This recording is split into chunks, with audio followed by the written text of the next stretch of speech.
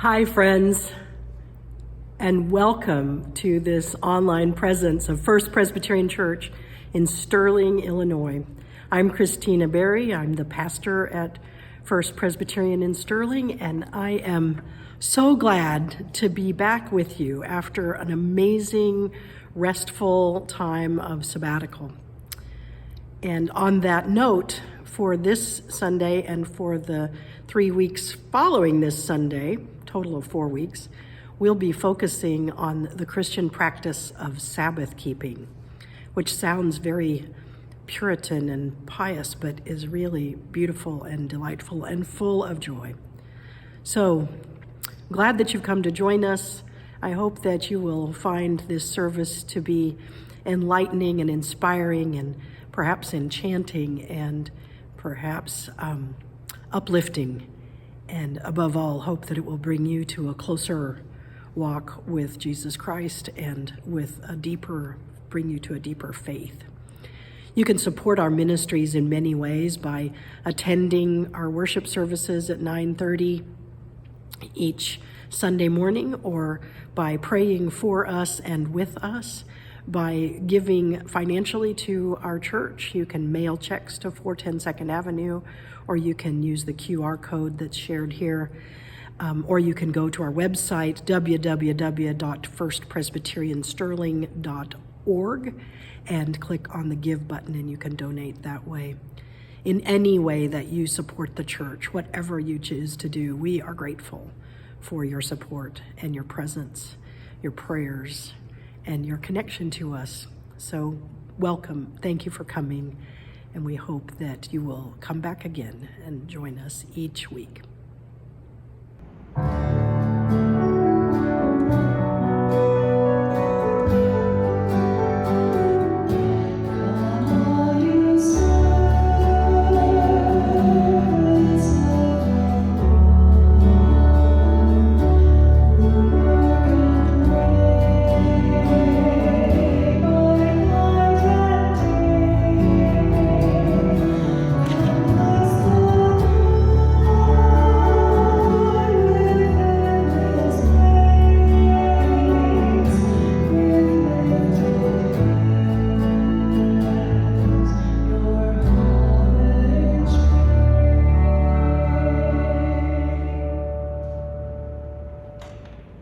For this third Sunday of contemplating the practice of honoring the Sabbath, we will have a reading from the Torah, from Leviticus.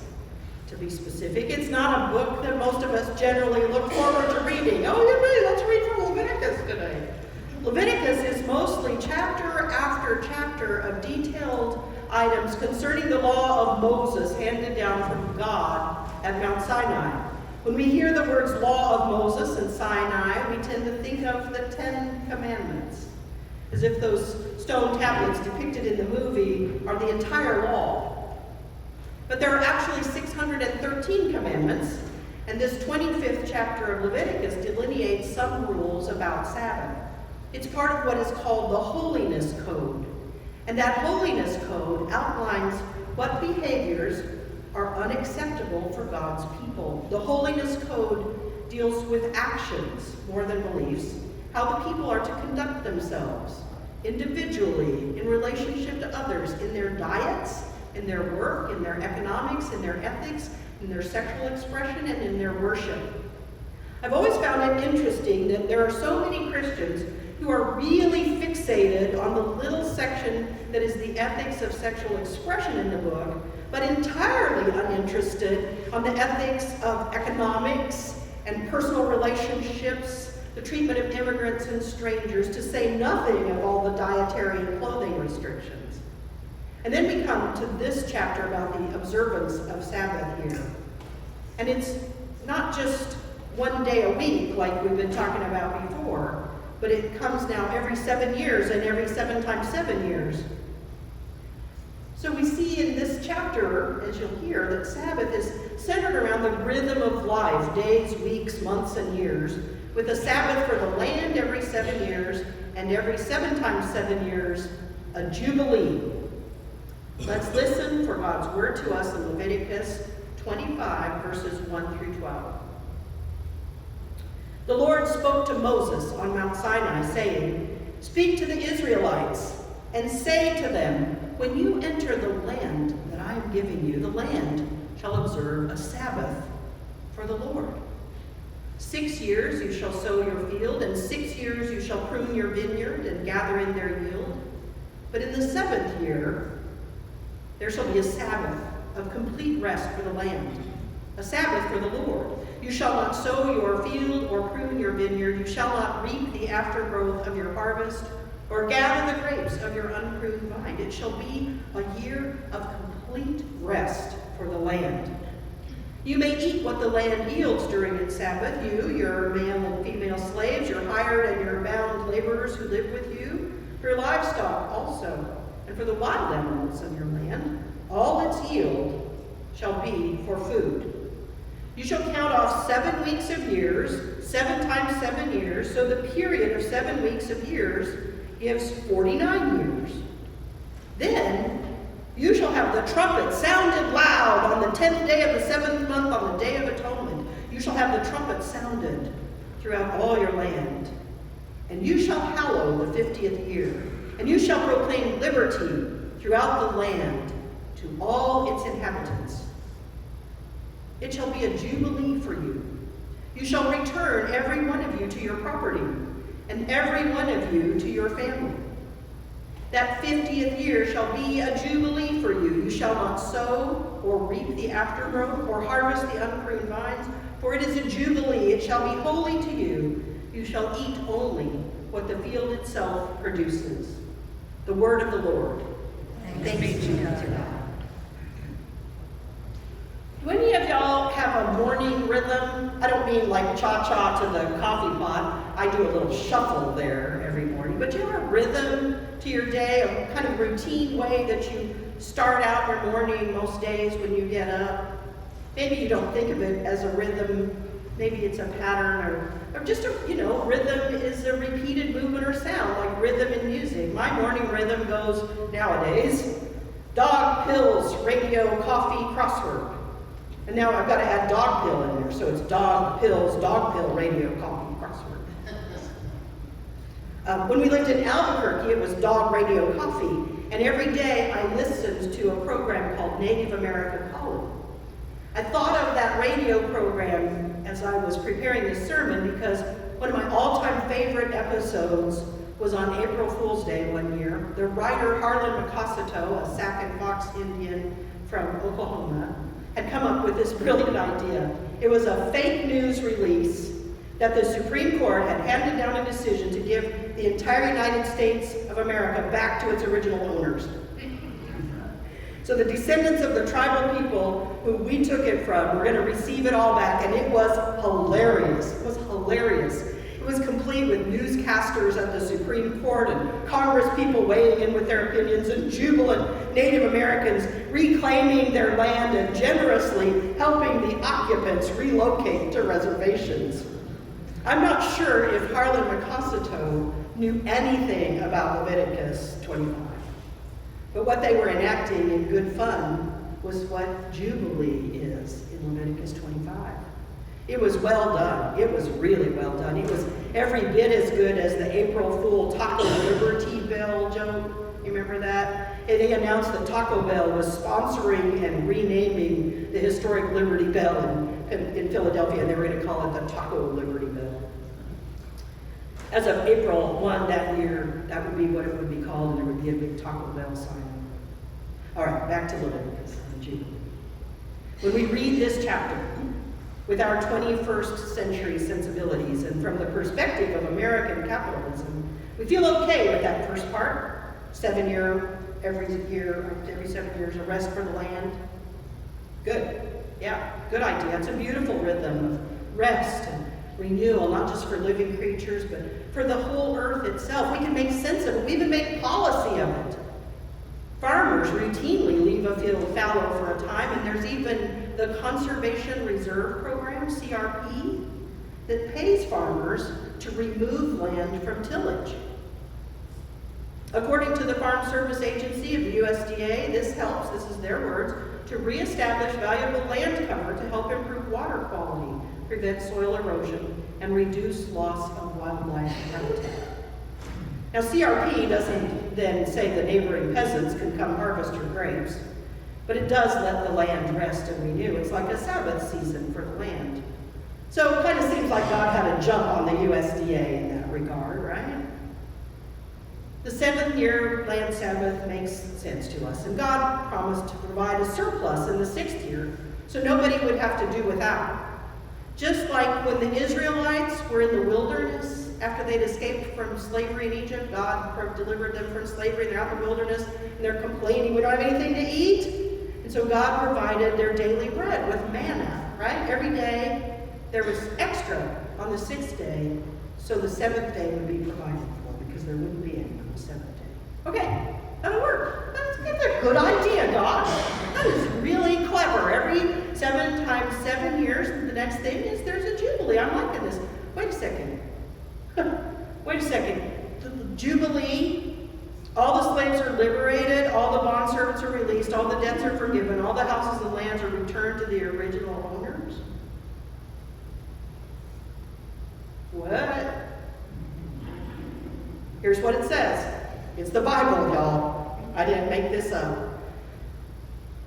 If any one of your kin falls into difficulty and sells a piece of property, then the next of kin shall come and redeem what the relative has sold. If the person has no one to redeem it, but then prospers and finds sufficient means to do so, the year since its sale shall be computed, and the difference refunded to the person to whom it was sold, and the property shall be returned. But if there are not sufficient means to recover it, what was sold shall remain with the purchaser until the year of Jubilee. In the Jubilee it shall be released, and the property shall be returned. I think real estate agents did not do well in year 48. I'm just saying. Honestly, but that's in the Bible. Look it up. The renowned Old Testament scholar Walter Brueggemann writes, it's impossible to overstate the defining force of the sabbatic principle of A, Sabbath, B, the year of release, and C, Jubilee. These all together reorient thinking about money and possessions. The Canaanite practices in ancient time and in our own time have become so widely accepted that to critique them or to propose alternatives is enormously difficult. That, however, Brueggemann says, is what the tradition and the sabbatic principle relentlessly do. Like the old farmer said to the young preacher, now you've left preaching and gone to meddling. Timothy Willis in the Abingdon commentary on Leviticus writes, the Jubilee laws mandate the restoration of your name in the 50th year, even though they do nothing to earn your restored status. They do nothing. The ideas in this chapter are not entirely utopian dreams about what might be someday in a transformed future. They have concrete realities in the here and now.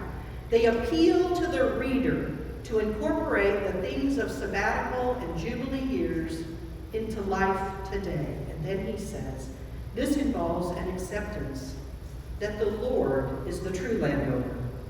Believers are aliens and tenants, not owners. It calls on believers to elevate their estimation of the status of others and lower their estimation of their own status. They promote a worldview that overturns the conceptual foundations for the usual systems of privilege and self-advancement of the strong at the expense of the weak and vulnerable. I'm going to read that last line again. These ideas in Leviticus 5 promote a worldview that overturns the conceptual foundations for the usual systems of privilege and self-advancement of the strong at the expense of the weak and vulnerable. This is the entire main idea of the first sermon that Jesus preached in Galilee. You remember it? You're thinking, no, I don't remember it. Why didn't you ask that? Do you remember? It's in Luke 4, the chapter 4 of Luke. Jesus goes to his hometown, and he goes into the synagogue on the Sabbath, And they ask him to read, and he reads this from the scroll of Isaiah. "The Spirit of the Lord is upon me, because he has anointed me to bring good news to the poor. He has sent me to proclaim release to the captives and recovery of sight to the blind, to set free those who are oppressed, to proclaim the year of the Lord's favor." And then he says, today this scripture has been fulfilled in him. Everybody really likes the sermon until it reminds them that God sent Elijah to bring hope and healing, not to them, not to the Hebrew people, but to poor and afflicted outsiders, to Gentiles. So here's what happens next. This is from the Bible. "When they heard this, all in the synagogue were filled with rage. They got up, drove him out of the town, led him to the brow of the hill on which their town was built, so that they could hurl him off of a cliff." Yeah, Jesus left off preaching and went to meddling, didn't he? But he was calling them back to the law and to the underlying purpose of the law that God gave to them on Mount Sinai. The poor are going to have enough to eat. The captives' chains are gone. The prison cells are open. Those who were once blind now can see. The oppressed are no longer bondservants, no longer indebted.